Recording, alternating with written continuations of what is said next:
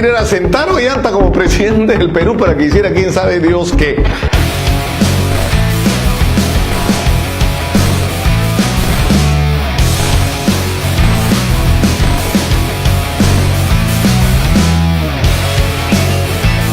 Antauro Humala, yo digo el nombre, hay gente a la que se le paran los pelos, se le eriza la piel, es una especie de demonio, ¿no? Porque propone cosas pues súper radicales, ¿no? Dice que hay que fusilar a todos los corruptos y propone una especie de regreso al velasquismo, ¿no? Regresar a la estatización y regresar al control por parte del Estado de la economía y de la vida nacional. Y eso me ha hecho reflexionar a raíz del conflicto de las Bambas, porque de repente gente cercana a Antauro Humala aparece metida en el conflicto, nadie sabe de dónde aparecieron, ¿no? O tratando de meterse en el conflicto. Y eso me hizo rebobinar la historia de Antauro Humala, por lo menos la que yo conozco, la que yo puedo contar desde lo que yo he vivido. Yo era periodista, estaba fuera de la televisión, en ese momento tenía un pequeño programa en Radio Miraflores y apareció este Antauro Humala, ¿no? Con sus propuestas estas súper radicales, y a mí me pareció un personaje súper carismático, pero además era bueno entrevistarlo porque era muy confrontacional, ¿no? Discutíamos mucho sobre cómo en gran medida parte de las tragedias nacionales que vivimos hoy tienen que ver con lo mal que hicieron las cosas los militares en el gobierno, lo mal que hicieron la reforma agraria, la corrupción que nunca pagó de esa época, porque también en esa época hubo corrupción, pero en fin, ahí lo conocí y él sacaba un periódico que se llamaba Ollanta, porque además la idea que ellos tenían en la cabeza, y ellos digo porque me refiero a su familia, donde el gran jefe era don Isaac Humala, un abogado laboralista y de izquierda, era que Ollanta, el hermano mayor, es el que debía ser el presidente del Perú bajo cualquier forma. Y Antauro tenía que cumplir un rol como subordinado, pero Antauro era el que hacía la chamba. Antauro sacaba el periódico, distribuía el periódico, viajaba, hablaba con la gente, ¿no es cierto? Y su discurso era bastante más radical que el de Ollanta, pero en fin, lo cierto es que después lo perdí de vista hasta que un día se convirtió en protagonista de la noticia en el Perú y en el mundo. Fue el 1 de enero del año 2005. Dirigiendo un grupo de lo que él llamaba etnocaceristas, que en realidad eran reservistas del ejército, gente que había estado en el ejército, algunos de ellos lo habían acompañado en la rebelión de Locumba con su hermano. Tomaron la ciudad de Andahuaylas y lo hicieron el día de Año Nuevo, y tomar la comisaría fue un paseo. Los policías todos habían celebrado la noche anterior y simplemente tomaron la comisaría, tomaron la municipalidad, tomaron el control de la ciudad en horas.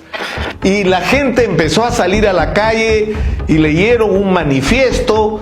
¿Y qué era lo que decían? Decían que Alejandro Toledo era un presidente corrupto y que por lo tanto este presidente corrupto ya no había que reconocerlo más como presidente, había que destituirlo y había que instaurar un gobierno de transición o provisional encabezado por su hermano Ollanta Humala, que dicho sea de paso estaba cómodamente sentado en su posición de agregado militar del Perú en Corea, bien lejitos, ¿no es cierto?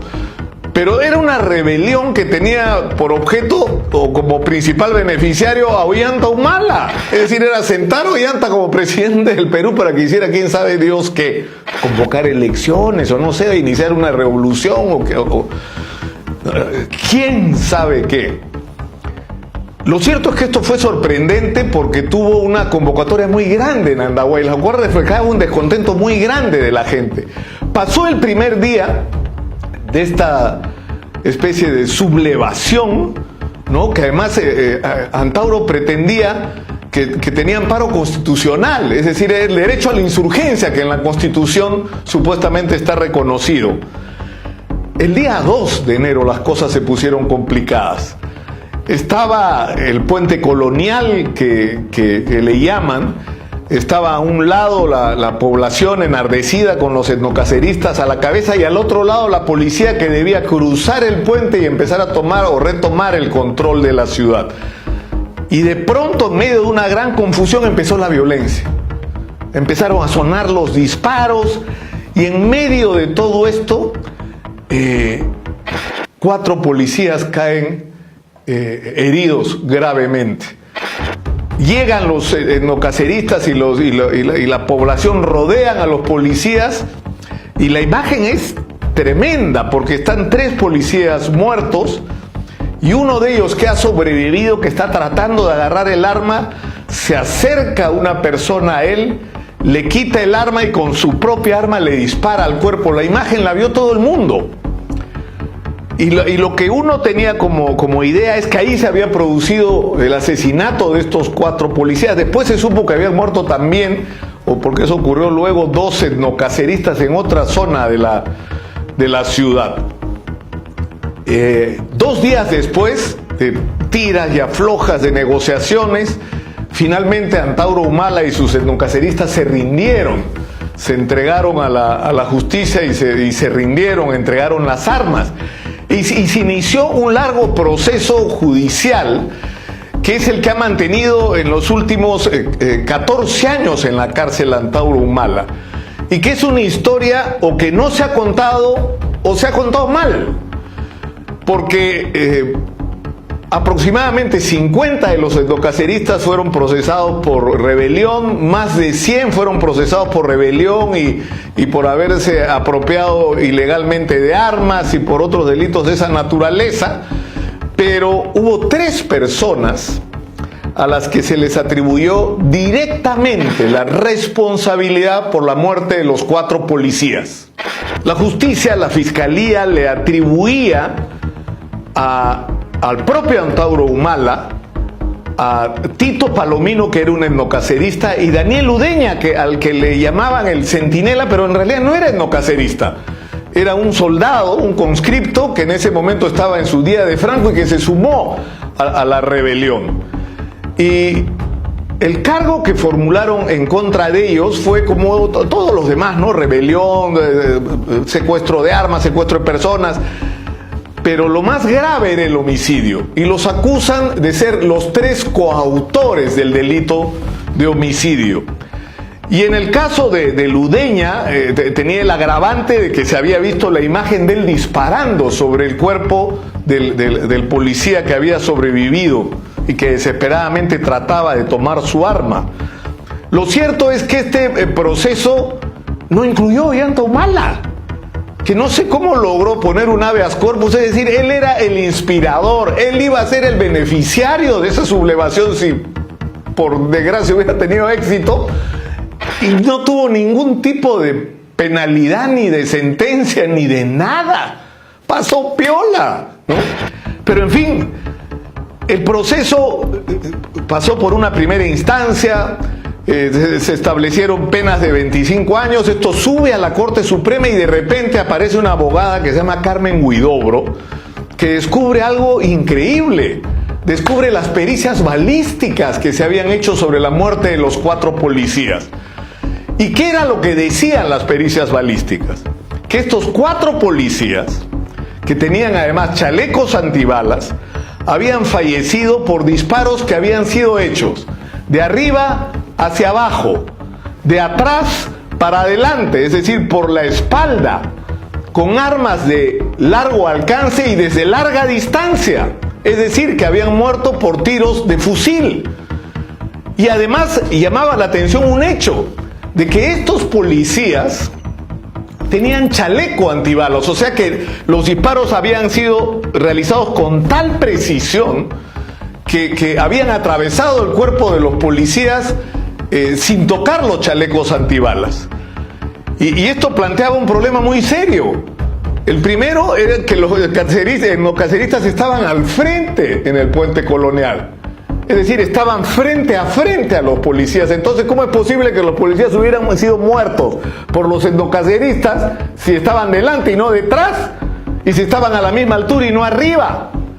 Entonces esto se convirtió en una prueba definitiva que terminó exonerando a Palomino y a Udeña de responsabilidad. Y a mí lo que más me llamó la atención en ese momento, digo, un ratito, lo de Udeña no puede ser. Todos hemos visto cómo agarra la pistola y le dispara al cuerpo al policía. Y lo que dice la pericia es que el policía no muere por esos disparos, que esos disparos hechos a corta distancia quedan incrustados en el chaleco antibalas.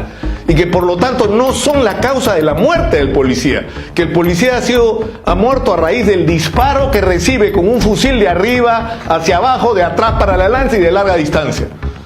Entonces eso lo que plantea es una duda enorme. Entonces, si no fueron los etnocaceristas, ¿quién fue?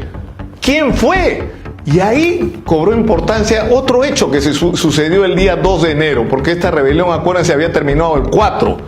El día 2 de enero, la gente distingue a un grupo de francotiradores que estaban en el Cerro Huayhuaca, los rodean y los capturan y los llevan a la comisaría. Y hay imágenes de esto, es decir, no solo los francotiradores capturados, sino los fusiles de francotirador, que no solamente son más livianos, sino que tienen mira telescópica. Es decir, el fusil de un combatiente, de un soldado, no tiene mira telescópica. La mira telescópica es para los francotiradores.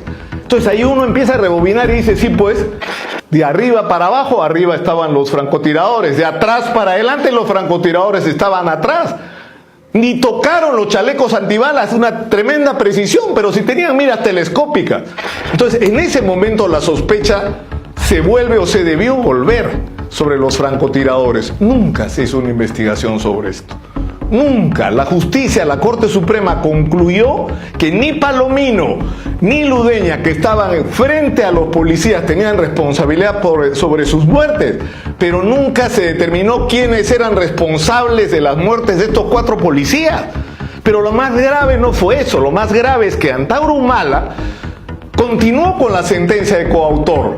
Es decir, eran 3 coautores de 4 asesinatos, sacan a 2 y queda Antauro Humala como único sentenciado como coautor de estos homicidios, pese a que ni siquiera estaba en el lugar donde ocurrieron los hechos. Y esta es una historia increíble, porque no solo nos remite a que acá hay una investigación pendiente sobre la causa real de la muerte y los autores reales de la muerte de estos policías. Hay quienes le han atribuido, el propio Antauro Humala de alguna manera lo ha hecho, a Otto Gibovich, general del ejército, que era el responsable de las fuerzas especiales donde estaban los francotiradores. Pero en todo caso, esa es una investigación pendiente.